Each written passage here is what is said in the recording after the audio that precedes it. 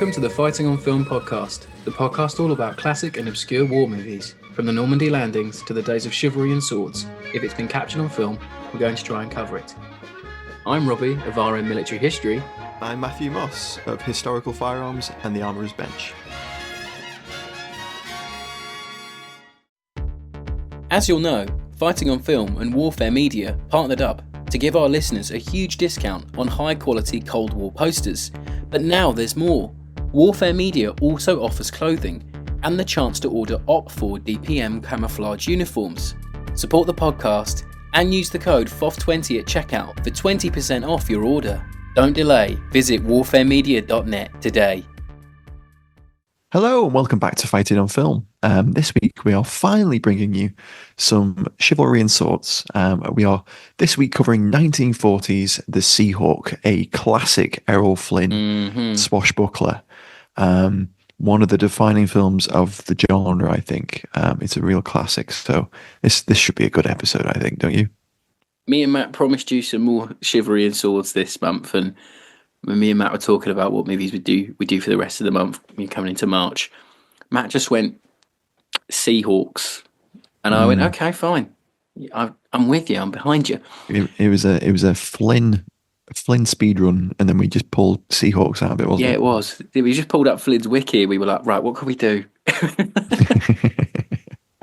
It was this or Charge of the Light Brigade, and they're both good choices. They're both good choices. I'll give you a little bit of a synopsis, or synopsis, however you want to say it, of the movie. I pulled this from IMDb, and it says, Geoffrey Thorpe, a buccaneer, is hired by Queen Elizabeth I to nag the Spanish Armada. The Armada is waiting for an attack on England, and Thorpe surprises them with attacks on their galleons, where he shows his skills with the sword. Literally none of that happens in the film. Nice. Oh, I thought it was brilliant. that is bizarre. Did they watch the film before they wrote that? I know. He actually goes to the New World to stop a gold shipment, which does or doesn't go about that later. Yeah, will he make it? We'll find out.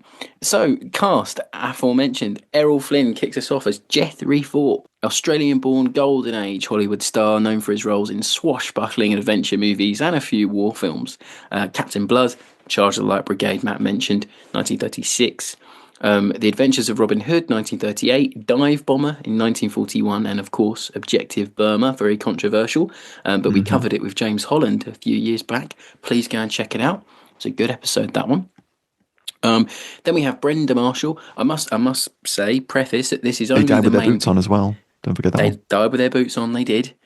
I must preface it. This is just the main players, because there's a lot of people in this movie, a hell of a lot of people, but there's not a lot of people with dialogue. And Dawn Patrol. And Dawn Patrol. Yeah. So there's not a lot of people with dialogue. So I've condensed.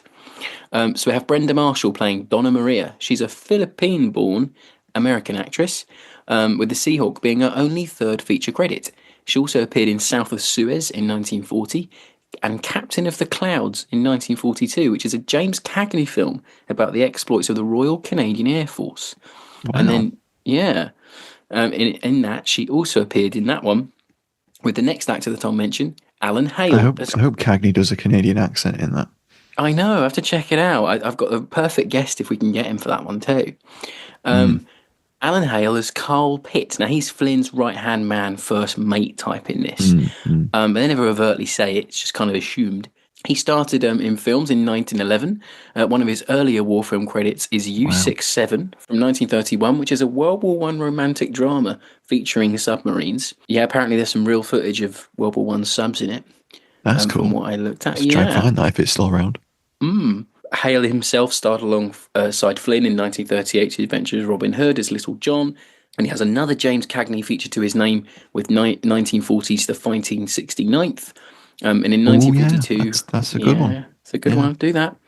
In 1942, to star with Flynn again in Gentleman Jim, and he starred in 13 Flynn films, and sometimes is referred to as Flynn's sidekick by some people. Yeah. Was he in Robin Hood as well? It's Little John. Yeah, that's right. Of course. Yeah. Did you say that? Yeah, I did. Yeah. Just in case people didn't. I wasn't listening. It's fine. Dame Flora Robson is up next as Queen Elizabeth I. in one of the earliest depictions of Queen Elizabeth in a post-silent movie era movie.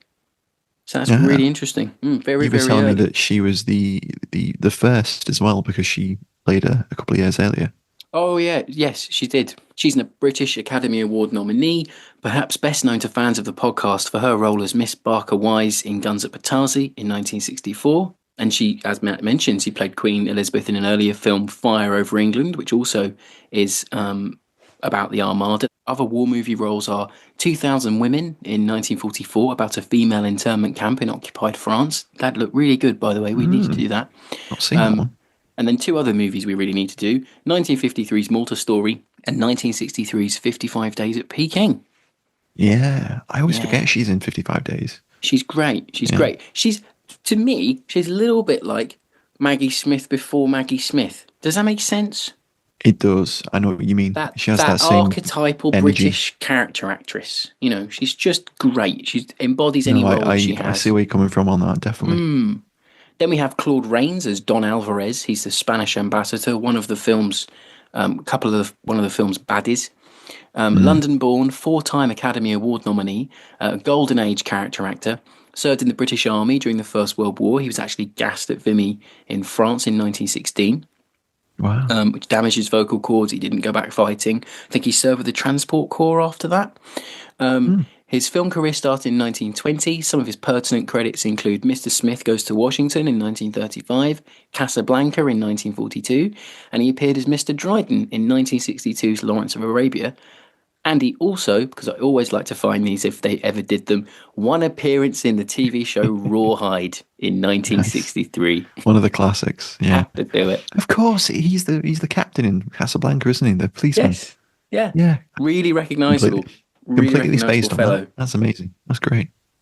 Then we have Henry Daniel as Lord Wolfingham. He's the film's second baddie, kind of like a bit of a Spanish-leaning spy.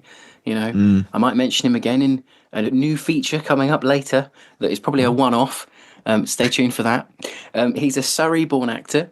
He was in The Great Dictator in 1940. He played von Ribbentrop in 1943's Mission to Moscow. And later in his career, he had an uncredited role in 1962's Mutiny on the Bounty. And then finally, rounding out the cast this week, it's quite lean. I'm not going to go through the hundreds of extras that they used. We'd be here all No, night. these are the main play. These are the These are people the who main actually have guys. consequential Yeah. dialogue. There's a couple of other kind of featured extras, I would call them, that This pop is up from the classic. crew and such. Classic Hollywood studio system. Get your big name. Yeah, Errol Flynn. Fill the rest up with good character actors who've probably worked with him before. Get your money's worth out of Is him, what they did. and then yeah, exactly. Yeah. Donald Crisp as Sir John Burleson. He's an Academy Award winner. He won Best Supporting Actor in 1942's How Green Was My Valley. Other roles include Charge of the Light Brigade in 1936, The Dawn Patrol in 1938, and he also directed, and I found this really interesting, bit of lost media. He directed movies from the 1910s to the early 1930s, including a now lost silent American Civil War drama called Held by the Enemy, which apparently has got how unusual. lost over the years. Yeah, really, really interesting. So yeah, that's your cast. It's a Flynn romp. What more do you need? No, it totally is. It's a classic Flynn romp, isn't it? Really. Well, that takes us into production quite nicely, I think. So the film was originally announced in 1936, 4 years before it was actually released, and that's just as Flynn is reaching this almost 10-year peak, really, of notoriety, coming to prominence with films like Captain Blood. It was released by Warner Brothers on the 31st of August 1940, so that's 85 years ago, if you can believe it. And it was re-released again in 1947 post-war across Europe, and it did very well as well. It had a budget of today it would be equal to about 1.7 million, but in $1940 it was about 75,000, and it had a return of about 2.7 million, which again pretty good actually. It's not a runaway success, but I think the film's definitely achieved a kind of cult status. It's probably made a great deal back on These are home big release. numbers for the 40s. This is huge money. Yeah. Absolutely. And this was one of Warner Brothers' most expensive films, that they'd ever made at the time. So, although Warner Brothers owned the rights to the novel The Seahawk, and had released a earlier adaptation in the early 1920s, this film bears no resemblance to that novel. So the plot's completely different. It's based on a spec treatment written by Seton Miller, around an Elizabethan adventure, which he originally titled Beggars of the Sea, which he was shopping around in the mid to late 30s. And Warner Brothers decided to use that treatment, take the title of the novel, and make it a Flynn vehicle, basically. So they basically got the Flynn dream team together, which was Michael Curtis, and his kind of production side of things. Yep. Pulled those cast members, his sidekick that plays Pitts, and of course they tried to pair him again on screen with Olivia de Havilland, where that had been a really successful pairing, but she was too busy with another project, so they couldn't get her. So they were trying to throw everything at the wall on this one. They were trying to make a massive, really successful blockbuster. So as I mentioned, Flynn, see, I want to make a lot of money. See, those Nazis are going I crazy think in Europe. that might be Make the me some first money. Hollywood producer voice Rob's done of 2025. We haven't had one for a while. Yeah. So as I mentioned, Michael Curtis is the director. Some pen and films to note from his career include British Agent 1934, Captain Blood, of course, 1935, Charge of the Light Brigade 1936, The Adventures of Robin Hood 1938, The Private Lives of Elizabeth and Essex 1939, Dive Bomber 1941, Casablanca 1942, This is the Army 1943, and of course White Christmas 1954. Which is technically a war movie. Oh, yeah, it is actually. Cinematography was provided by Sol Polito, who worked with Curtis on Adventures of Robin Hood, Private Lives of Elizabeth and Essex, and in 1941 he also provided the cinematography to Sergeant York, which is what we need to cover on the show. Score, which I think is notable in this, has got some really rousing horn sections, and that main theme is really good. It's a real swashbuckler It's got theme. a great made for little sea shanty near the end. Pull the sails, make for the shores of Dover. It's amazing. It's such a little earworm. So that was all provided by Eric Wolfgang Korngold, who again worked on Captain Blood, Adventures of Robin Hood, and The Private Lives of Elizabeth and Essex. You might be seeing a pattern emerging here. This is like Scorsese making a movie now, isn't it? Yeah, like, I need De Niro, you bring the dream team, don't you? You pull together that dream Joe team. Pesci, So it was filmed in Burbank at Warner Brothers Studios. And of course, some of the external stuff was done at Point Magoo, also in California. Warner Brothers, due to the lack of a soundstage large enough to accommodate the almost 1-to-1 scale ships. Like 1:3 scale or something mad like that. Yeah, they're like 165, 135 the amount of feet trees long. felled during a war to make these boats. It's amazing. Imagine how many hurricanes we could have made with that, Well, yeah, exactly. And all that cloth as well. So yeah, they purpose built a brand new maritime soundstage, constructed with artificial lake water, with a tank which was apparently about 12 foot deep. Incredible. Yeah, really, really amazing. Apparently that burnt down in 1951. Sadly, How'd the water tank burn down? Maybe it was empty. Water's famously fireproof. Normally is. It normally is. I mean, Insurance job. You had it here first. That's what I'm saying. Water's normally inflammable. Welcome to the FOF Science Corner. Yeah. So to economize, after spending all of that money on building a huge soundstage, they used some of the great sets and costumes that had been used previously in '39 for The Private Lives of Elizabeth and Essex, which we'd mentioned just a moment ago. And they were all the costumes for that movie had been quite thoroughly researched and really meticulously made. So it was quite handy that they had those to hand. And also, quite funnily, after spending all that money on like really, good sets and a great soundstage.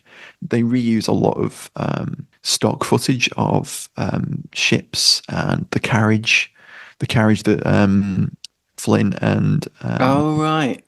the young lady are in is actually taken from another film, so they make it dark, so you can't Isn't quite there see parts it. of Captain Blood cutting as well? I read. There are some Yeah. of the sea battle sequences are from Captain Blood and a couple of other films. There's like in the first sea battle, there's a bit where it's like Napoleonic ships of the line, very briefly. Okay. I couldn't find out which film that was from, but apparently so.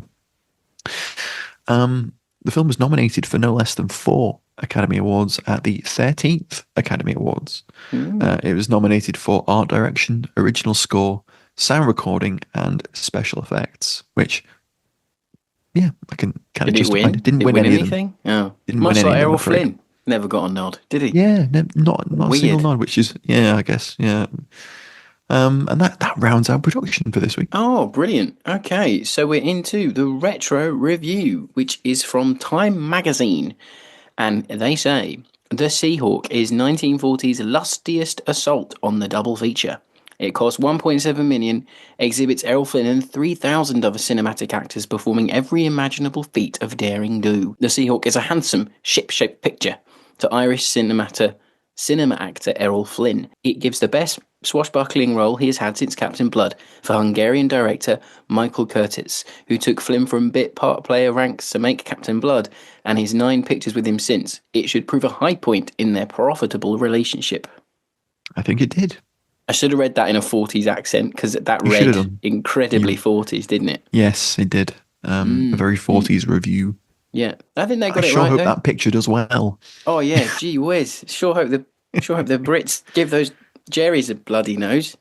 You Right. know, sure hope no one attacks our fleet. Oh, anyway, moving on to the one-word reviews this week. Too soon. Too soon. 1941, mate. I think everyone's aware. Everyone's suffered Pearl Harbor. You know. The film. The film. Gosh. So our one-word reviews are this week. JMCN says swashbuckling. We're going to say that a lot this week. Spencer Jones says romp. Paul Byrne says swords. The Night Irish goes buccaneering. Tom says shadows. Peter O'Callan says Shitehawk, which just made me chuckle. I'll never not see that when I see the poster now. The Shitehawk. Shitehawk. Jay Neal says in like Flynn, all one word. Kenneth Charles Mann says singing. Pete the Paint says dashing. And Alan Case rounds us out this week, says men in tights. There was quite a few other people saying swashbuckling, though, wasn't there? Oh, there was, yeah. I did one swashbuckling for everyone else who said it. So I think that brings us in. Yeah, it's one of those kind of genre-defining Yeah, it really is, isn't it? Yeah. films, isn't it? Although I think more men get shot. There's a lot of shooting in this. A lot of shooting. There's a lot of shooting. I mean, I know we said it was chivalry and swords, but there is a little bit. We'll talk about in that an era with next weaponry. in the alley tally. Oh, well done, Matt. Well done.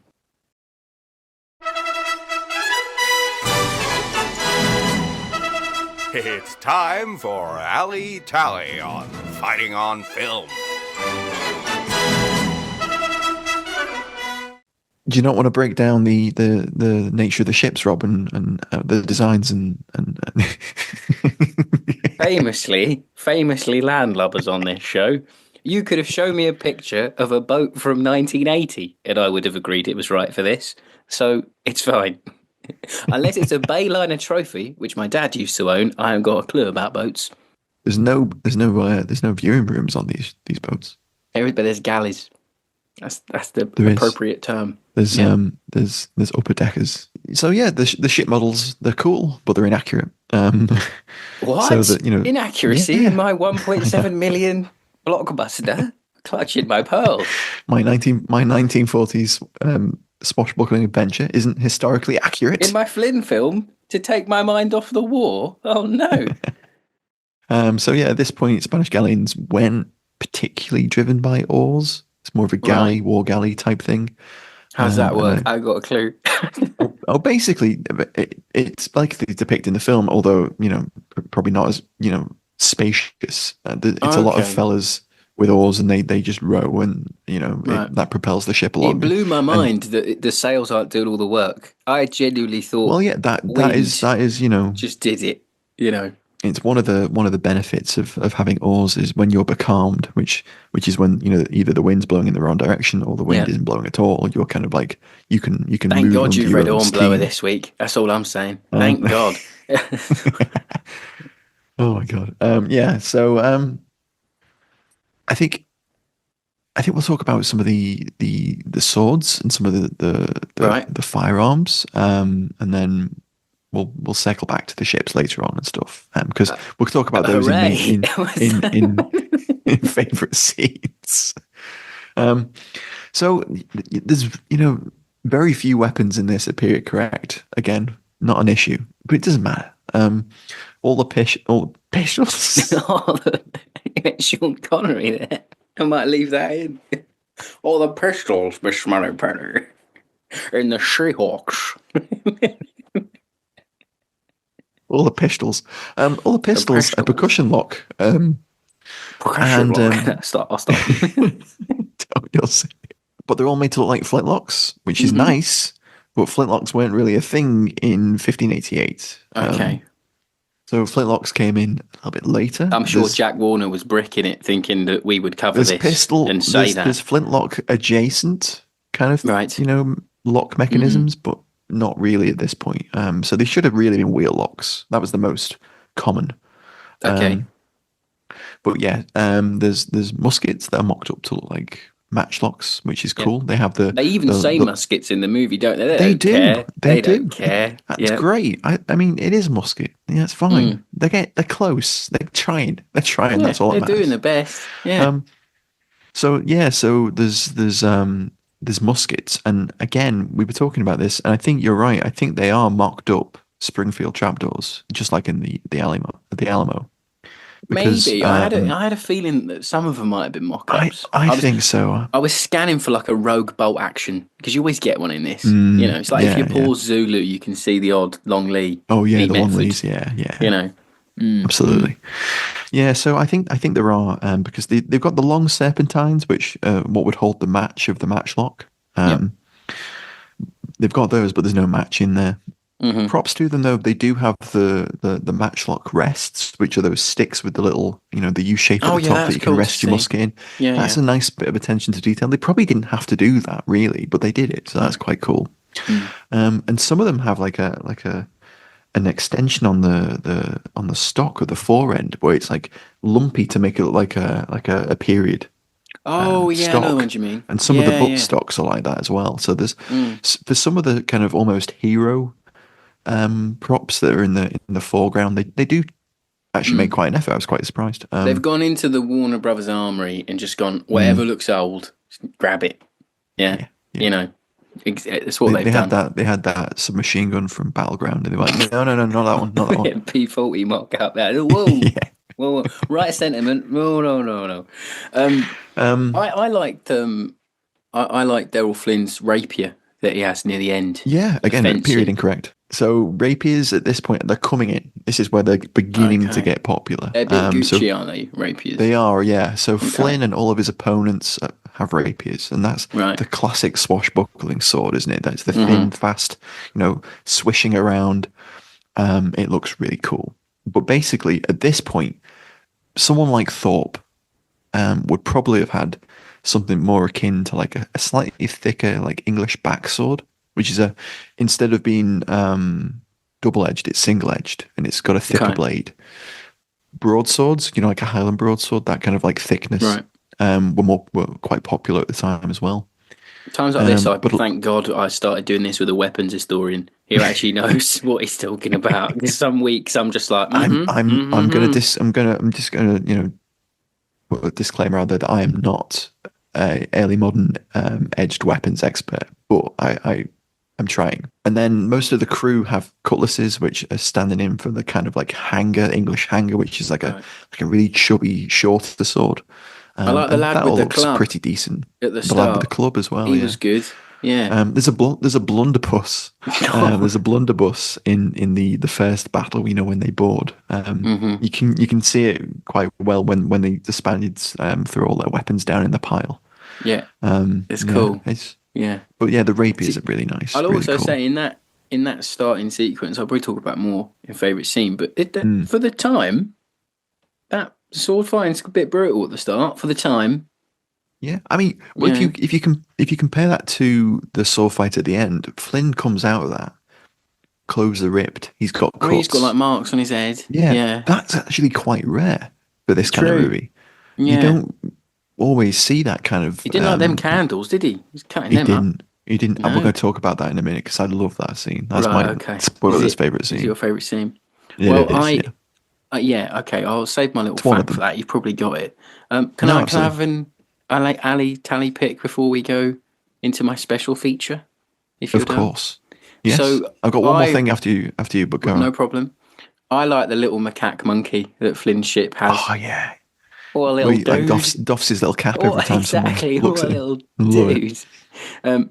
All I've written here, he's very cute and he has a little hat that he doffs to the Queen. Absolute This is what king. people come to this show for. This is the Oh, alley yeah. tally that people need. Yeah. This is Matt Robbie's Will Park as a cute monkey. He's going to talk about that. Of course he What is. kind of monkey was it, Rob? Do we know? It was a macaque. Ah, okay, cool. Yeah. Like later would appear, not the same monkey, but later He was would in Indiana appear- Jones 40 years Yeah, later. exactly. That's what I was going to say. Like one of them type monkeys. And all I'm going to say, I hope he got a hoofter, which is Foff's version of the Yes. Alamouskas. Yes. Hope he got one of indeed. them. Indeed. Hope he- My Yeah. final thing to shout out, alongside the nice inclusion of the musket rests, the matchlock rests, you've got that classic Spanish Mauryan steel helmet. You know that. the you know, conquistador type. The conquistador breastplate got the whole Yeah, look very down. cool. Yeah. Capacet, I think. Capacet and Mauryan steel helmets. Well, we get Just- some nice Elizabethan ruffs at the end. Yeah, you know, absolutely. The remind everyone costuming's what period it really is. good. Oh, it's because opulent. obviously, It's good. It's just, they Yeah, pulled it for from the time. It's good. Yeah. And I think Robson does an amazing job as Queen Lizzie. Oh, she's amazing. first. She's So it's great. She's brilliant great. in yeah. it. Right. So into my mystery feature this week, Mm. which, and I'll put a nice overbed on this. Robbie's allegory attack. Indulge me, Matthew. Indulge me, everybody. Always, Rob. Right. The film has been called a film. The film has been called a film. Incredible. So the film has often been called propaganda or pro-British. It has a lot of pro-British Absolutely. undertones. So at the time of the movie's release in August 1940, the BEF and the French had fought to hold France from the German blitzkrieg and failed, of course, having culminated with the Dunkirk evacuations in May and June of the same year. So this is coming hot.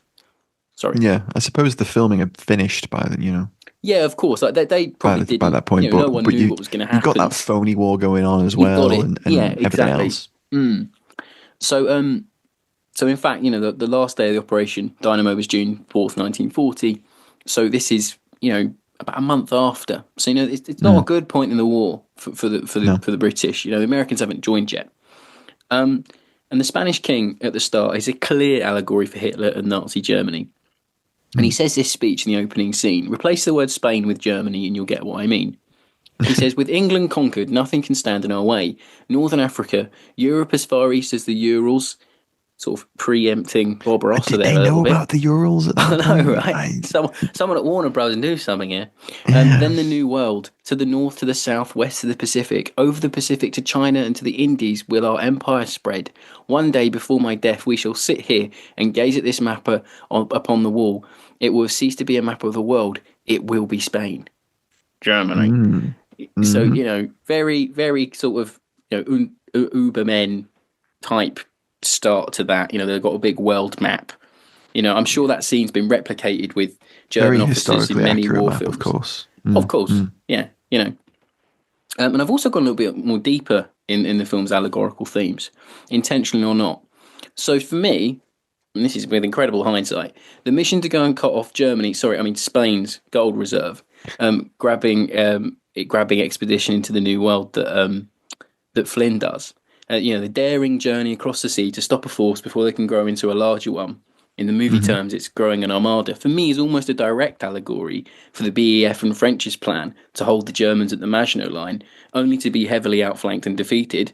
The FEF, Flynn Expeditionary Force, are then forced to hack their way through the jungle back to the shore they landed on, just like the BEF retreating back to Dunkirk. We're also treated to a scene of the men walking onto the beach exhausted, which almost mirrors images of Dynamo that would have been broadcast on newsreels. So there's amazing allegories going on here, intentional or not. Everyone at the cinema in 1940, in England at least, or in the world, would know what this movie is getting at, and it's a little too on the nose at times. So the film talks of England standing alone against the overwhelming might of the Spanish Armada, echoing sentiments at the time. And as I said before, America still haven't joined the war here, and they're still quite isolationist. So at the end of the movie, Queen Elizabeth gives a rousing speech to Flynn, to them and the men of sort of Flynn's force, and he says, "We have no quarrel with the people of Spain or any other country. But when the ruthless ambition of a man threatens to engulf the world, it becomes a solemn obligation of all free men to affirm that the earth belongs to not only one man, All free men. but all men, and that freedom is the deed and title to the soil on which we exist. Firm in this faith, we shall now make ready to meet the great armada that Philip sends against us." And it's a rather Churchillian speech for me.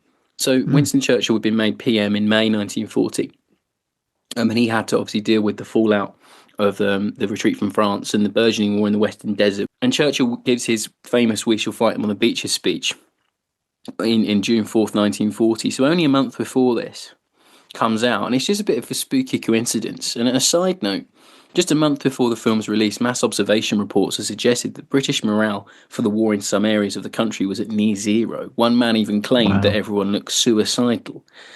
So I hope this film gave them a bit of a much-needed morale boost. And a little tidbit from sort of production notes here. The blatant political analogy was clearly approved by Errol Flynn. Sorry, it was eagerly approved by Errol Flynn, the director Michael Curtis and producer Henry Blank. Although certain bits of dialogue... was of Jewish background, of course. Yeah, of course. So certain bits of dialogue clearly aimed at isolationist forces in America were toned down or eliminated entirely. So I'd love to see a first draft. So even more fiery. Wow. Yeah, I'd love to see what a first draft was like. But yeah, that was Robbie's allegory attack. We may never see its like again. Let us know on the X account on the Facebook. Did you like the allegory attack? Shall I try and shoehorn it in other episodes? Shoehorn it in. Like the trope tally. Like the trope tally whenever we do it. So I think that brings us on to favourite scenes. I'm Captain Dale Dye, and you're listening to Fighting on Film. Do you want to go first, Rob? The opening sea battle. The best bit of the movie. It's great, isn't it? You great. You just see that 1.7 million. It's plastered all over the screen. When the two ships come together and it cuts the oars up and it just like crashes together and they all swing across and fight each other. It didn't do what I thought the movie would do. I thought we'd see Flynn the minute the movie started. He's the big star. But it takes about, I'd say, like 15 minutes or so to him to get on screen. It really sets up the story of, sending an ambassador to try and talk to Queen Liz the First. And they just don't make films like this anymore. You got men swinging from ship to ship. Flynn's hamming it up, running around, knocking people out. I love the bit when the guy swings across and he knocks two Spanish snipers from like a mizzen, like kicks him off. And then as he tries to like grab onto like the yardarm, the sword he has in his like teeth falls out. And it just like falls to the deck and it cuts away from him. There's little things, if you watch it, there's little bits in that fight that you can go, oh, look. It's great. You can rewatch that again, and it's just, there's so many bits to pull out. And I love the varying degrees of English accent that the actors in the ship try. Yeah. It's really great. There's a lot of jingoistic sort of dialogue there. They're all going like, oh, the captain will lick him and like get him lickety split, kind of like badly done, sort of trying to talk like it's Elizabethan period, but also talking like it's 1940, which I quite love. Yeah. I mean, it's great. And as I said earlier, it's just good. And as I said earlier, for the time, quite brutal sword fighting in that sequence. You see a guy get stabbed. You see people getting coshed. It's everything you want from a movie like this. And my only criticism is that yes, we get more action later on, but we don't get another big sea battle. So they kind of, I think they sort of peaked a bit early, and I'll talk more in my final thoughts. But that opening sequence is everything you want from a Flynn movie of this era. You know, in fact, any big studio picture of this era. You know, it's just proper it's got that filmmaking. scale. It's bombastic. Yeah. Those horns when the battle begins. You know, from the score, It's great. just really good. I mean, that's one of my favorite scenes as well. I mean, there's a lot going on in that, and I think it's funny that they do like splice in stock footage from other movies in there, but it doesn't. It doesn't Can't really tell, can you? From the editing, it's blink and you miss it kind of stuff. The scale of the chaos on the ship is really quite something. It's just really solid. I mean, for me, I think there's two standouts. I really love all the scenes with Flora Robson and Flynn. They have great chemistry on screen. They're really good together. He apparently held her in very high regard, which is rare. He would turn up and know his lines for scenes he did with Flora, which is quite if you know anything about Flynn, that's quite significant. But I really do love the Panama ambush sequence because they make some really interesting stylistic choices. So obviously, Curtis and Polito have decided to film that entire New World sequence in sepia, which is really cool. Yeah. So the only other film I know of that did that, the major film, is Wizard of Oz. Where she goes to Oz. Yeah. But they did it to kind of convey the exoticness, the humidity, and I think that's what the they're close going quartersness for. of it. Yeah. Well, I think that's so too. lost on some audiences because depending on what version of this you watch, some versions of this are just black and white all the way through. But there was a colorized version in the 90s, which I haven't seen. I can't imagine it's very good. Why do they do I don't that? know. They did do that for a while. My first favorite scene is the Panama ambush, obviously, as I said. And I love the parallels of that to actual Francis Drake's ill-fated raid on Nombre de Dios. So that whole sequence is based on a real operation. The allegory attack. Oh no! Well, a little bit of extra allegory for everyone. Oh yeah. This is just historical context, really. But in 1596, so like a decade after the Armada, Francis Drake and Thomas Baskerville traveled to Panama with the exact same mission: cut off the Spanish gold supply and raid and take as much as they could. The Spanish didn't know they were coming from kind of the espionage subplot that the film has in the middle section, which is quite fun. There's a little romp where Wolfington and the Duke go to a cartographer's shop, and he's like proudly showing them all their maps, and he gives the game away by saying that I put the predominant constellation that the area is under on every map. It's my calling card. And they're like, there's no names on the map, but we can now go to an astronomer. Cut to an astronomer. The next to a giant globe. Classic. and he's like, it's like the A-Team, isn't it? Like it just goes to the right people. He's like, I got a crew, There's only one place in the latitude that you've provided, and the constellation you provided is in this latitude, and the only isthmus is the Panama Isthmus. And they're like, my word, they're going for Panama. So they somehow get ahead of Flynn, and they ambush him during this operation. And the real operation with Drake went terribly. A lot of the men were ill with dysentery, weakened, and the operation was a complete failure. And Drake actually died of dysentery before he could, they could return home. Probably just shouldn't have gone to Panama. But yeah, so I really like that. I like the tension of it. They capture the treasure train. They're moving through the jungle, and then the Spanish spring their trap. and you get a very early jungle warfare, which people don't think you do, about. actually. You know, Yeah, you do. And you know, it happened. They did There's fight shots in that area. that look like they're out of Objective Berber. Like what? Oh God, yeah. 4 years later. Yeah, me and Matt said that when we were watching it on our WhatsApp chat. I was like, they do this exact shot in Objective Berber. They're all around Flynn.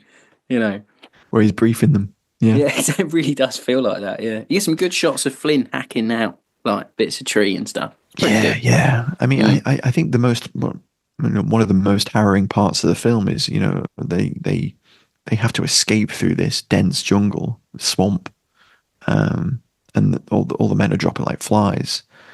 There's one chap that goes, the heat, I can't take the heat, and then just drops dead. And then they make it back onto the ship, and the ship's already been captured anyway, so it was all for naught. Tense bit, that's quite good. I like that. It is. It's nicely done. Oh, I love that crane shot. You know, when they climb up the side of the ship, and that crane shot comes up and like a bird's eye view down onto the deck, and it's empty, and like, oh, a bit like Mary Celeste, isn't it? That. There's some really nice cinematography throughout this. I mean, some of the practical effects are really cool. In that sequence where they escape from the Spanish galley because they're taken to Spain. They're put on trial for all their privateer crimes, and they're sentenced to work on a galley. And they finally escape, and you know, gather some really useful intel that Flynn rushes back to, you know, London to show the Queen. And when they're taking over the ship, there's a Spanish captain that's holding up a goblet. Oh yeah, and they come in and they've superimposed like a shot of Flynn and the crew bursting through the door in the goblet as he raises it. Really nice. Yeah. And then there's another Spaniard in that sequence that runs out of the room. And if you look really closely, there's a wire line that runs towards the door. And as he runs through that door, it cuts to the other side of the door. And this sword comes flying out of nowhere on the wire because Flynn's throwing it after him, and he chases him. Just nice little practical effect. I like seeing how all out of in shape, unshape all the men were. It's brilliant. Well, that's perfect 1940s. No, it's brilliant. Perfect 1940s. It's fantastic. Yeah. We can't go any further without talking about the final duel. And before we do, I'm just going to give you a little throwback to some of the production side of this. So the choreography for this was handled by the fencing master, quite well known, Fred Cavins, and his first work was in the 1910s on silent movies. One of his earliest roles was Mask of Zorro 1920, which has to be one of the earliest Zorro on-screen depictions. Then he worked on Three Musketeers. No, the Antonio Banderas one. I like that. It was all right. Those. When you're like 10, absolutely fine. Yeah, it was great when it was like when you're 10. Proper Sunday afternoon flick. Yeah, I was always an El Nombre man. If you know, you know. Oh, El Nombre, loved it. I think he numbers in the desert sands. El Nombre. I think I literally learned to count from El Nombre. Brilliant. Three Musketeers, 1935. Captain Blood, 1935. Adventures of Robin Hood, 1938. Man in the Iron Mask, 1939. Black Swan, 1942. Against All Flags, 1952. And then one of his last credits is actually the Zorro TV series from 1957. Lovely. Brilliant. And he worked on that for about 4 years, working on Zorro, which is really cool. The chap that played Wolfington, Henry Daniel, he couldn't fence very well. And so what they had to do was they had to use doubles, and they used two doubles, and they used a double for Flynn, which they did, but he obviously could do a lot more than, because famously Basil Rathbone taught him to fence. Basil Rathbone was going to be in this, but they couldn't get him. He was in Captain Blood, and anyway, we'll talk more about that when we do Captain Blood, I'm sure. In but there's two fencing. Yeah, right. Got to space out the swords. Yeah. Eat well, Chivalry and Swords fans, this week. That's all I'm saying. Get your fill, eat well. Might be some fallow months. So Ned Davenport and Ralph Faulkner. Davenport was, worked on a number of different films, including Sons of Musketeers. And then he was also an actor, so he worked in Gone with the Wind, and also It Came from Outer Space. So a really eclectic career. And then the other fencing double was Faulkner, Ralph Faulkner, who was a fight choreographer himself and worked for years and years as a fight choreographer. Worked as an actor on Three Musketeers, 1935, obviously. Captain Blood again, Prisoner of Zenda, Zorro's Fighting Legion in 1939, The Fighting Guardsman in 1945, Jason and the Argonauts in 1963, and Clash of the Titans in 1981. Really, really interesting career. So as I said, they had to use those doubles, and you can clearly see those doubles in the film. You don't even have to look closely. Some of the transitions. I didn't see when I found that out. I didn't notice it first time round, and I did watch it again. I was like, "Oh yeah, it's a completely different bloke." Yeah, completely different blokes. They're better on Flynn's double because he's going for it a bit more, so you don't see his face as much. Yeah, exactly. Yeah, and that's why Flynn goes for the candles early on. So they cut the candles down. That is why. Yeah. Yeah. So because Henry Daniel couldn't fence, and they had to use doubles for both men, this had the effect of forcing the choreography of the fight to be much more creative. So you get this fight through, they're fighting through corridors, they're fighting through, big halls.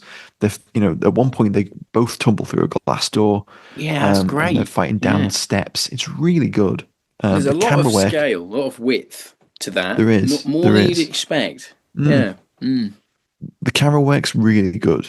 And those shadows, the fencing shadows to the side, kind of share a third of the screen. So that there's, a third of the screen is the actual pair of them fencing in the foreground, and then the background is this massive, expansive, really tall shadows fighting. And it's just really arresting. It's a really great visual. And it's become one of those iconic fencing sequences which kind of got mocked in films like Men in Tights. I was going to say it's like quite that. reminiscent of that in a way, isn't it? Yeah. That's a direct reference back to this kind of cinematography and this kind of choreography of the fight scene. And we mentioned earlier, I really like how both men are really going for it, and clothes get cut up. They get cuts. I like it when the Queen's Guards come in and get involved as well. And I know, yeah. And he's taking on like 3 or 4 guys at once. Bit of blue on blue there. I'm like, what are you doing? Yeah, classic. A couple of them he kills a couple of them. Like, I know. I'm like, Errol, mate. Easy there, fella. Easy, Errol. Yeah. Yeah. So those are my favourite scenes. I mean, great. You can't not pick the sea battle and the actual big duel, can you? Yeah. Really? Ignore the half an hour of nothing in the middle. Anyway, I think that brings us on to final adventure. thoughts. They call that, Rob, normally, but yeah. Yeah, I call it filler. So, as I say, it's a proper studio golden era picture with pretty much everything that you want from a Flynn movie, and he does enough to carry the film, which I think ebbs and flows. I'm not going to say it's the best movie I've ever seen. Very enjoyable one. Nice to cover a pre-1950 movie on the show. And as I say, the middle dipped for me when they're building all the tension and doing the spy bit and, setting up the mission. I just wish they'd got to the mission a bit quicker. And then I wish the mission had been a bit longer because you're only in the New World for like 10 minutes or so. Yeah. It would have been nice to have a little bit more of that, I agree. But then once once Flynn gets captured and he's on the ship and they do that sort of mutiny thing, really quite cool. And I'm pretty sure, I say I'm pretty sure, I think the dagger in that scene was a bayonet mocked up because it looked a bit like weird to me. Anyway, no, yeah, I don't know, maybe. Didn't know. Really great. And I think it's hard not to love movies like this, because it's just a golden. It's a period of Hollywood we're never going to see again. With these big tentpole stars. Studio system is still alive and well. I mean, they tried with Cutthroat Island. We got a little bit of it with Pirates of the Caribbean. So there's still a little bit of life in the swashbuckling genre. No, it didn't. We've not really had one since. They did that Robin Hood remake with Jamie Foxx, and people hated it. Yeah.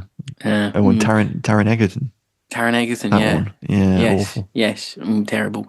CQB in weird. The early medieval period. That's a war film. We could do that. I know, technically it's insurgency. It's so weird. Anyway. Robin Hood month. Oh, crikey, yeah. Yeah, 2030 for that. So, yeah, I enjoy it. I'm not going to rush back to this, but I will say to all the Chivalry and Swords people out there, are you not entertained? That's my 10 cents. You know, liked it, enjoyed it. You know, Yeah, yeah. I mean, only peak 1940s Hollywood could, use a 16th century story to tell a 20th century cautionary tale featuring 17th century ships and 18th century firearms. yeah, agreed. Yeah, it's brilliant. Seahawks supporting cast, accent challenge, maintain an English accent for more than a whole scene. Drink Impossible. every time that their accent Impossible. breaks. Yeah, They just can't do it. they just can't. It's amazing. I mean, you covered it really well in the allegory section. It's just an incredible Allegory use attack. TM. Thank you. TM, registered trademark. It's an incredible use of a defining British historical event. The Armada and Elizabeth's speech at Tilbury, and it kind of personifies how resilient the nation can be in the face of aggression. To draw parallels with Britain standing alone against Germany, and they didn't need to do that. Did they really? No, and No. they could have just made a bog standard swashbuckler, but they tried to underline it with a little bit of, we probably need to help a little bit more.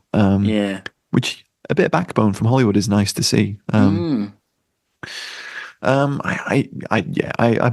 enjoy this film. It's got great set pieces. It's got great sets. It's impressive model work.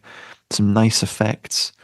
Some great bombastic acting from Flynn. It's just, that score's amazing too. It's the kind of movie the BBC used to put on at like midday. Yeah, at weekends. They don't do it anymore. Even on weekdays, they used to put this kind of stuff on. I remember coming home from school at lunchtime sometimes, when like primary school, and watching these with my granddad over lunch. Yeah, and that kind of thing. Mm-hmm.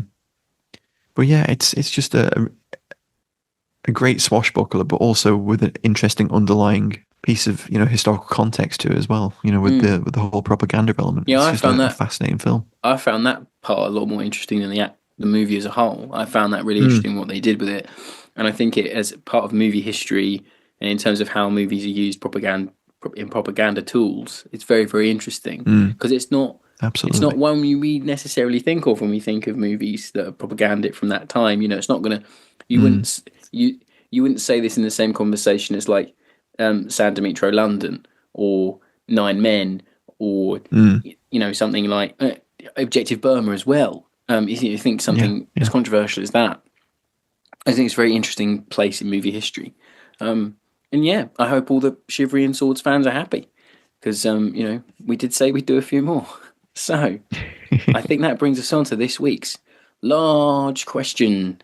And this week's large question was your favourite war movie film theme or soundtrack for this week. Very good question. So kicking us off with Martin Hemingway Mosley, who says Memphis Belle, probably listen to the full thing once a week.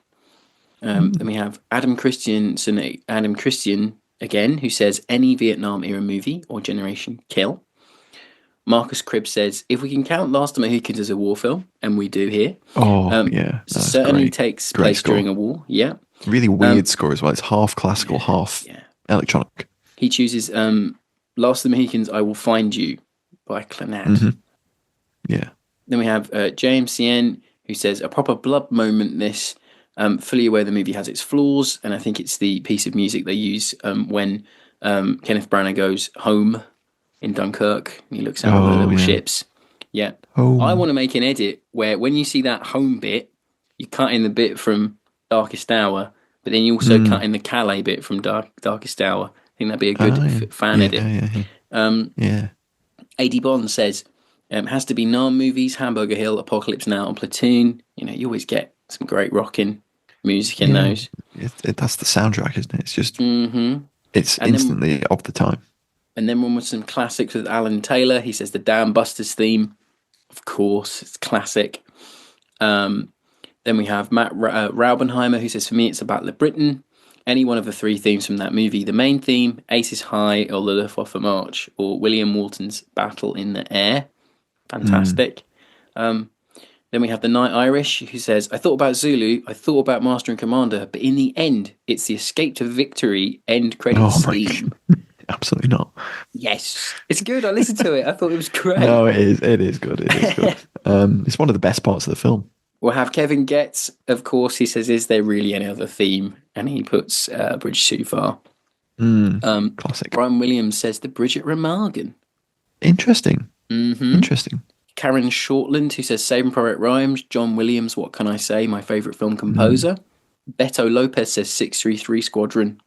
Tim Hamilton says Jerry Goldsmith's Pattern theme is pretty high on my list. Yeah. Very good. A banger. Banger, yep. And then Simo 468 says, I think Platoon has to win this one. It manages to capture the feel of that period exceptionally and has the added benefit of being cool AF. There we go.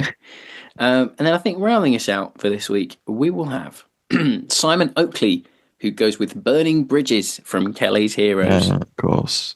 Someone had to say that one. Yes. What was yours? Friends all try to warn me. Sorry. It's a bit left field. But my favourite war movie film theme or soundtrack is by the mighty Roy Budd. And it is Right on Time from Who Dares Wins. The guitar I just love riff. the main theme of that film. Yes, it's fantastic. But the guitar riff, the lyrics, the fact that they play the song in the movie, like at this CND concert. Yeah. And it's like some sort of weird Roy Budd supergroup of musicians that you're not really heard of. But they absolutely kill that live performance of Right on Time.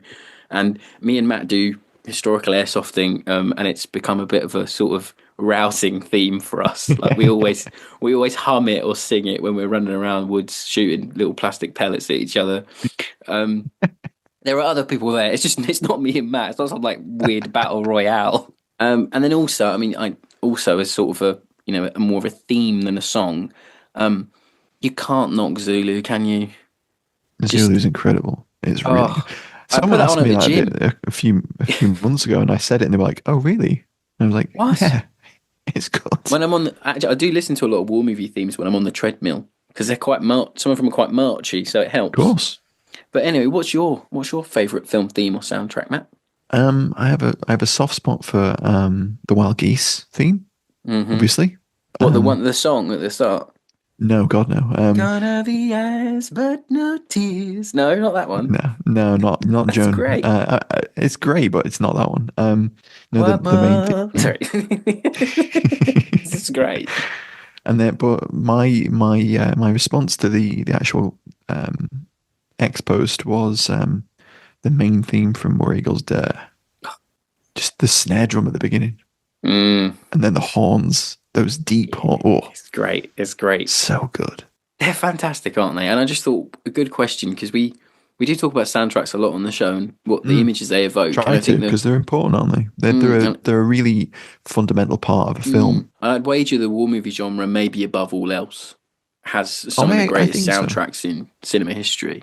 I think so. I think they really do characterize the genre. They characterize and they instantly evoke when you hear them. You remember the scene. Yeah. You know, everyone remembers the scene in Kelly's Heroes where they're walking down the street. Yeah. When they hear with Quick Draw Kelly by Lalo Schifrin. Oh, what Schifrin. A song. Exquisite. Yeah. The scene where Collins is running down the hall with the lads. It's great. He has a lovely slap bass in that. In Who Dares Wins. Yeah, there's just loads. There's loads of scenes like that. Anyway, that was the Seahawks. Do join us next week for 1967's First to Fight. I think we mentioned that a couple of weeks ago that we'll be covering it.